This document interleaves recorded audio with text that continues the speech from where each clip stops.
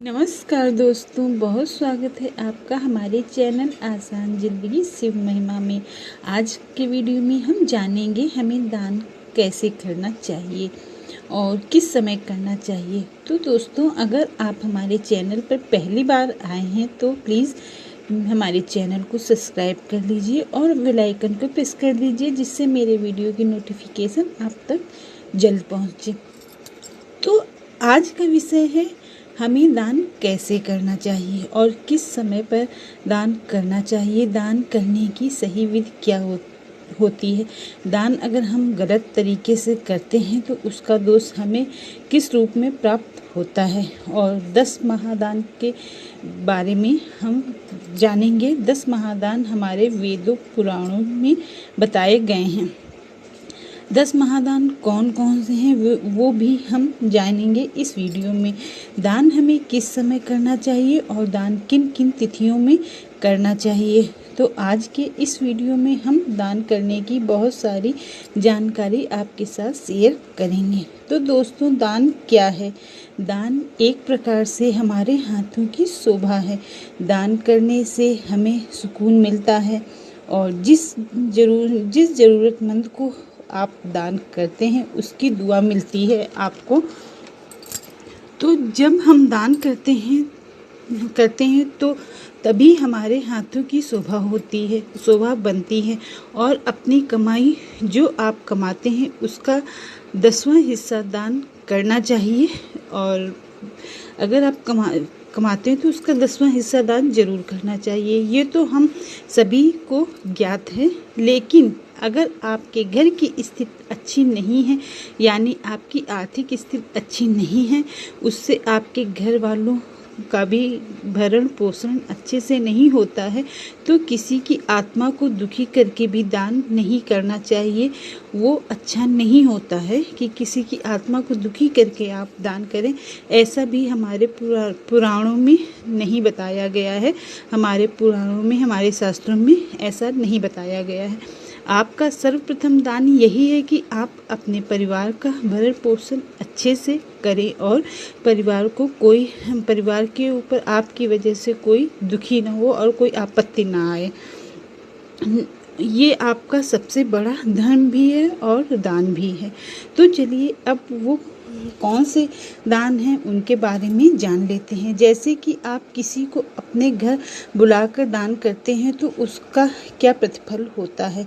आप जाकर दान करते हैं तो उसका क्या प्रतिफल होता है। आप सामने से जाकर दान करते हैं तो उसका क्या प्रतिफल होता है, क्या अर्थ होता है। और आप तीर्थ स्थलों में जाकर दान करते हैं, मंदिरों में जाकर दान करते हैं, नदियों में दान करते हैं, तो उस दान का क्या प्रतिफल होता है। ये सब अलग अलग प्रकार के दान होते हैं। एक एक करके मैं आपको बताऊंगी। अगर आप किसी को अपने घर बुलाकर दान करते हैं, जैसे भोजन कराते हैं, दक्षिणा देते हैं, उपहार देते हैं, अन्न देते हैं, वस्त्र दान करते हैं, वस्त्र का दान करते हैं, तो ये मध्यम श्रेणी का दान कहलाता है। ये दान जो व्यक्ति आपके घर भोजन के निमित्त आया है उसे भी इसका फल मिलता है और आपको भी मिलता है। जो व्यक्ति मतलब दान कर रहा है उसको भी मिलता है ये फल, यानी कि आधा आधा फल मिलता है इस दान में। अगर आप किसी मंदिर में जाकर पुरोहित को दान करते हैं, पंडितों को दान करते हैं, भिखारियों को दान करते हैं, तो किसी नदी सरोवर आदि में आप जाकर किसी ज़रूरतमंद को दान करते हैं तो ये उत्तम दान होता है। और एक प्रकार का और दान होता है, जैसे कि आप किसी से सेवा करवा के दान देना होता है। जैसे कहते हैं ना, सेवा करवा के दान किया हमने, तो सेवा करवा कर जो दान आप देते हैं वो दान नहीं कहलाता, क्योंकि आप उससे सेवा करवा कर उसके बदले में उसे कोई उपहार दे रहे हैं।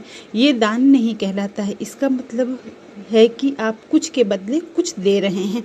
बहुत सारे लोग होते हैं जैसे अपने घर में कार्य करवाने के बाद कुछ वस्त्र या अन्न देते हैं तो उसको दान के रूप में मान लेते हैं, लेकिन ये दान नहीं कहलाता। हमने उसको दान नहीं दिया है, उससे सेवा करवा के उसको उपहार दिया है, वो दान में नहीं आता है। तो आपने अपने सेवा के बदले उसे दिया है, तो इसे आप दान का रूप नहीं दे सकते हैं।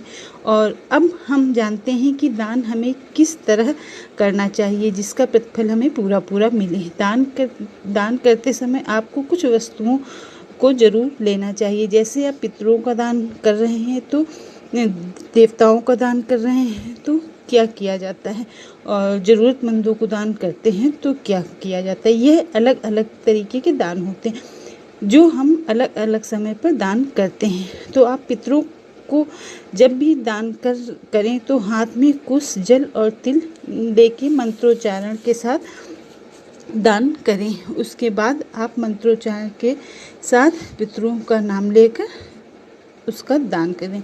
फिर देवताओं के निमित्त जब भी आप दान करें उसके लिए आपको हाथ में जल, कुश और अक्षत, साबुत अक्षत आपको लेने हैं। याद रखिए खंडित अक्षत नहीं लेने हैं। तो आपको हाथ में जल, कुश और साबुत अक्षत लेके उसके बाद दान करने का संकल्प लेना है। जैसे कि हम व्रत उपवास करते हैं तो संकल्प लेते हैं, उसी प्रकार दान देते समय भी हमें संकल्प लेते हुए कि किन किन वस्तुओं को आप दान हमें करना है।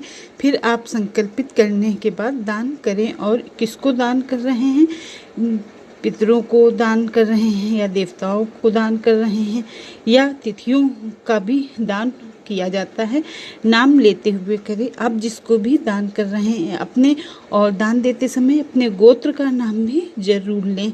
ऐसे आप दान अगर करते हैं तो इसका प्रतिफल अधिक मिलता है। यानी कि इस जन्म में तो दान का फल आपको मिलता ही है, अगले जन्म में भी इसका फल मिलता है।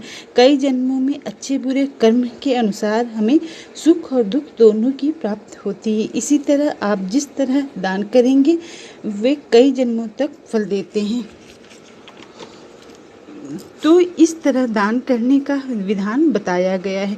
तो अब हम जानते हैं हमें दान कब करना चाहिए, करना होता है और चाहिए। जैसे रात के समय हम सभी को पता है कि दान नहीं करना चाहिए, करने होते हैं, लेकिन कुछ समय ऐसे होते हैं जिसमें रात्रि और दिन नहीं देखे जाते हैं।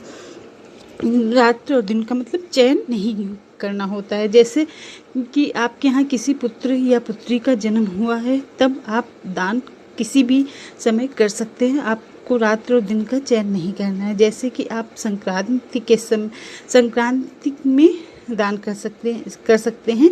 जैसे हर महीने संक्रांति आती है या फिर वर्ष में प्रमुख जो 2 संक्रांतियाँ होती हैं, जैसे मकर संक्रांति जब सूर्य दक्षिणायन से उत्तरायण में जाते हैं, या फिर कर्क संक्रांति होती है जिसमें सूर्य उत्तरायण से दक्षिणायन में जाते हैं। उस समय आपको रात्रि और दिन का ध्यान नहीं देना है, आपको दान कर लेना है।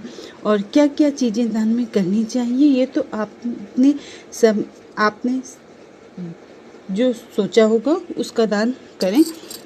और किस समय का दान किस समय करना चाहिए ये जान लें। जैसे कि आप दक्षिणा दे रहे हैं, अन्न दे रहे हैं, विद्या दान कर रहे हैं, दीप दान कर रहे हैं, उस समय भी आपको रात्रि या दिन का ध्यान नहीं करना है, दान कर देना है और इसका रात और दिन का चयन नहीं करना है। तो ये सब बहुत प्रमुख चीज़ें होती हैं जिसको आपको ध्यान में रखना चाहिए। ग्रहण के दौरान भी आप किसी भी समय दान कर सकते हैं, चाहे सूर्य ग्रहण हो या चंद्र ग्रहण हो। अब हम जानते हैं जब हम दान करते हैं तो हमारा मुख किस तरफ होना चाहिए और जो व्यक्ति दान ले रहा है उसका मुख किस तरफ होना चाहिए।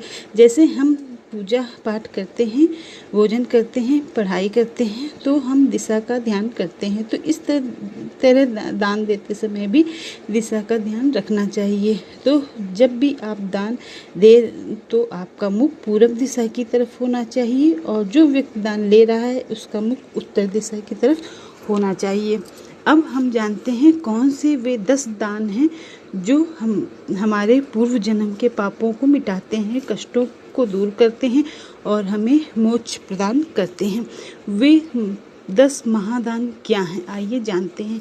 पहला स्वर्ण दान, दूसरा है अश्वदान मतलब घोड़े का दान, तीसरा हाथी का दान, चौथा दास दासी का दान, पांचवा रथ दान, छठा भूमि दान, सातवां भवन दान, आठवां कन्यादान, नौवां गौदान, 10वां तिलदान। ये 10 दान महादान होते हैं जिसको करने से मोक्ष की प्राप्ति होती है। और अगर आप किसी रोगी की सेवा कर रहे हैं, किसी वृद्ध की सेवा कर रहे हैं, किसी लूले लंगड़े की सेवा कर रहे हैं या फिर ज़रूरतमंदों की मदद कर रहे हैं, ये विशाल दान में आता है, सबसे बड़ा दान होता है। आपकी वजह से किसी के मुरझाए हुए चेहरे में मुस्कुराहट आती है तो ये सबसे बड़े दान कहलाते हैं और पुण्य कर्म होते हैं शास्त्रों के अनुसार।